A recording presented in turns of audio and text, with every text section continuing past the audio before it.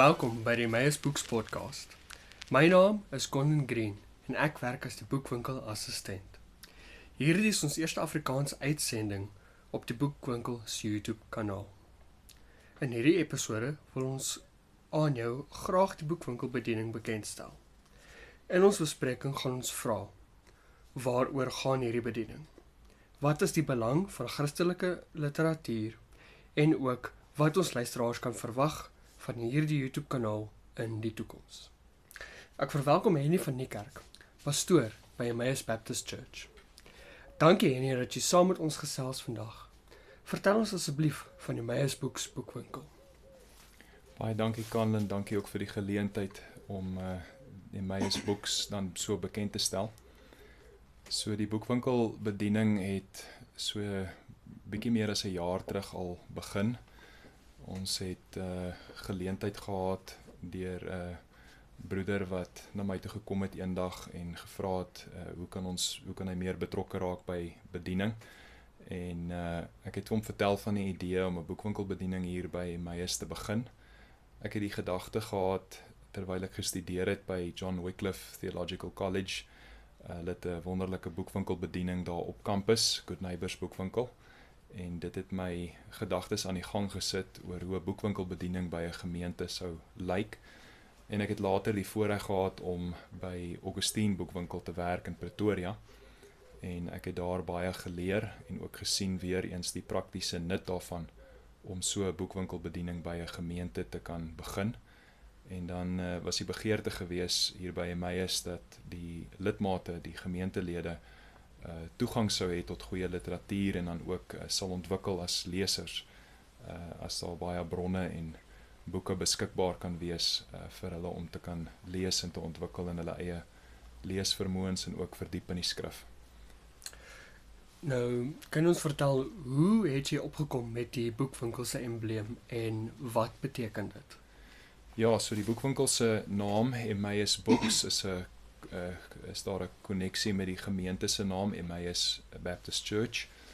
En die embleem wat ons ontwerp het dan is om ietsie van Lukas 24 dan vas te vang.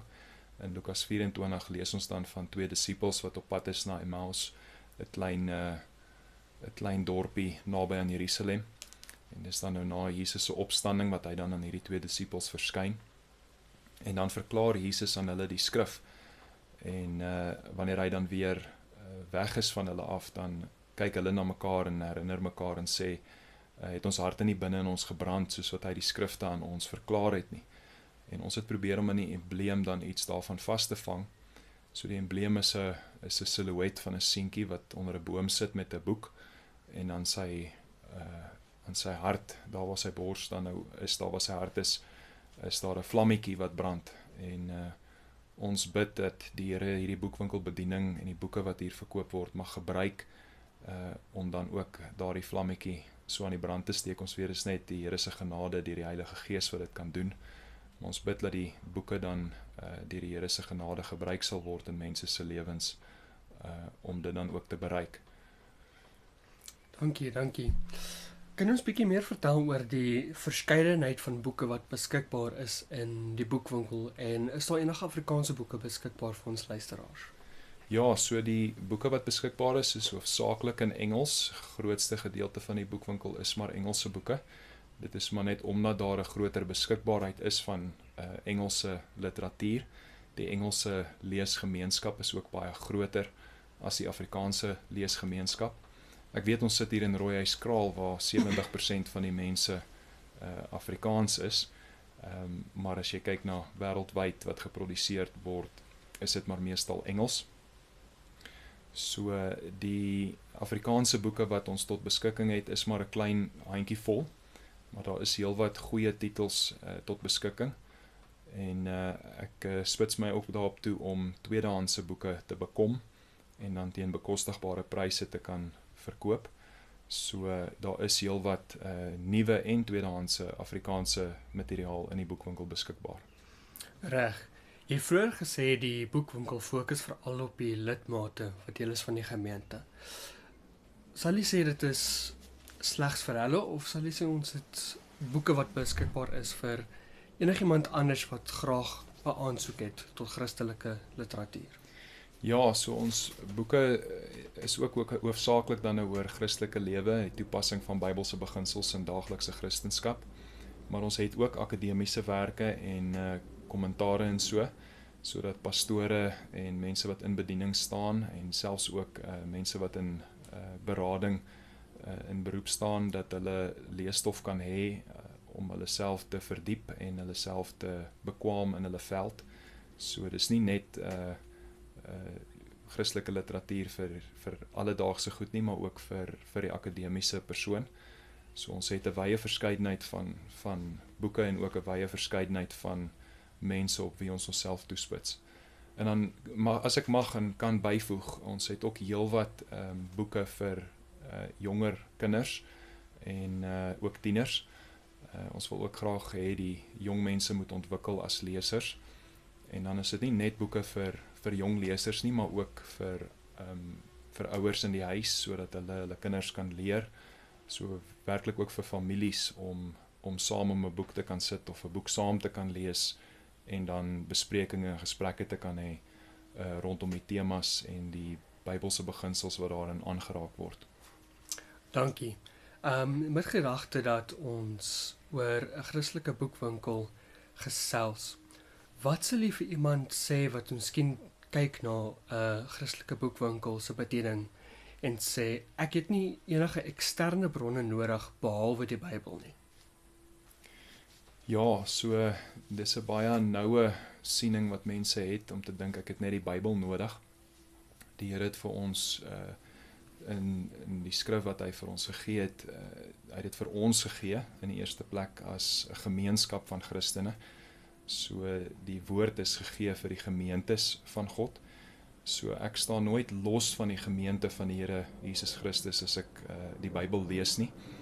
En binne in daardie gemeenskap het die Here ook dan gawes gegee vir sekere mense om dan goed te doen soos boeke skryf, leermeesters en so aan gegee, sodat ons mag ontwikkel in ons Christelike lewe en dat ons ook ons siele mag voed met die woord van die Here.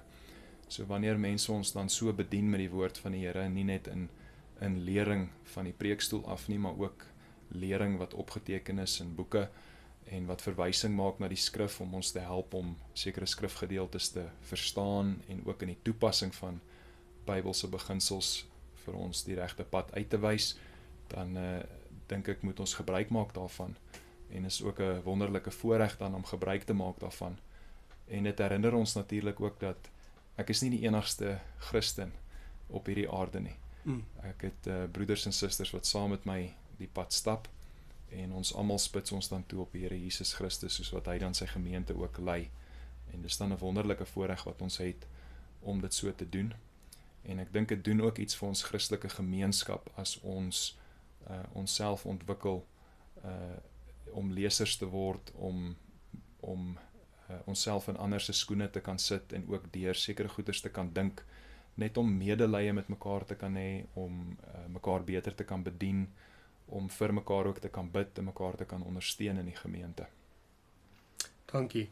So, as jy nou die persoon oortuig om nog eksterne literatuur te luister en dit regkry om vir hulle 'n lus op te wek daarvoor, hoe sou jy sulke persone raad gee oor waar of waarmee om te begin lees?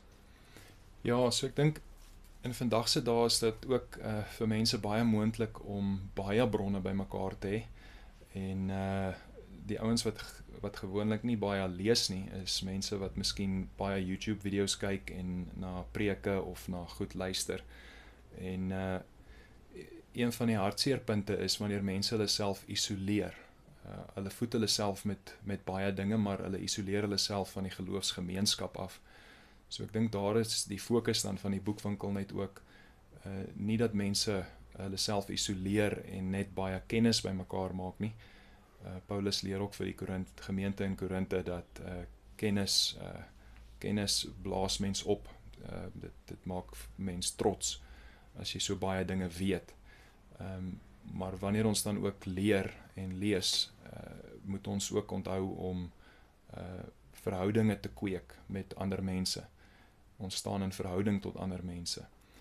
So ek sou graag aanbeveel dat mense wat dan lees, dit in gedagte hou, en dat wanneer hulle in die boekwinkel kom om hulle eie siele te voed en boeke te bekom, as iemand dan nou oortuig raak om meer te lees, deel dit wat jy lees, hê gesprekke daaroor, praat met mense wat dieselfde boeke as jy lees, so daag iemand uit om saam met jou die boek te lees, of vat 'n boek na jou gesin toe, daag jou ouers uit om sekere goeders saam met jou deur te dink, of daag jou kinders uit om saam met jou goed deur te dink en deur te worstel.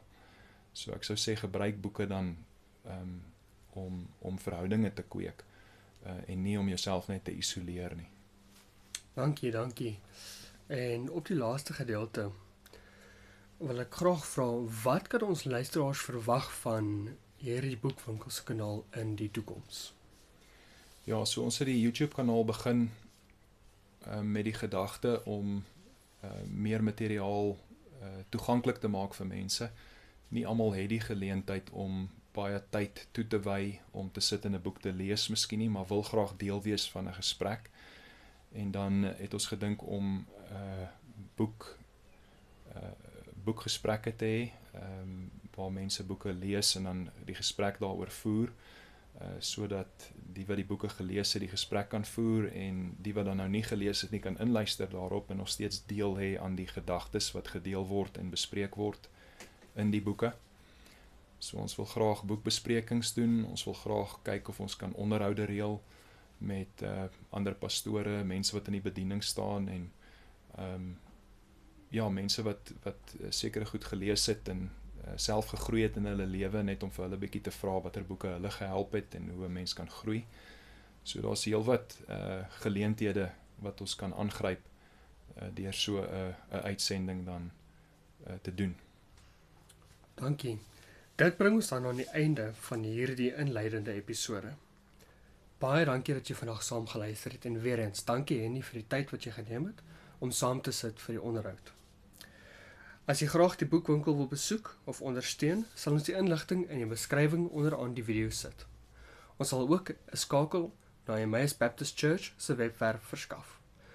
Onthou asseblief om aan te teken op die kanaal sodat jy nie die volgende uitsending misloop nie. Deel asseblief met familie en vriende. Tot volgende keer.